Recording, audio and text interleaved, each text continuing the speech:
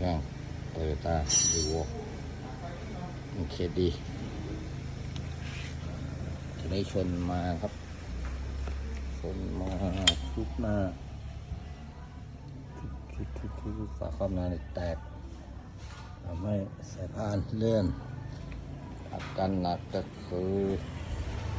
เอาลูกเกี้ยวขัดหักสะบัดตะกับแตกเอาลูกเกี้ยวขัดขาด3 ชิ้นเลย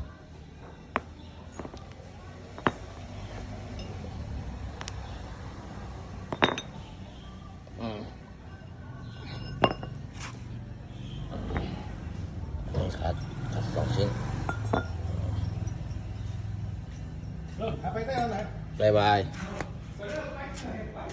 ไปเต้นนะชิงไปจวนเขาอยู่เลยไง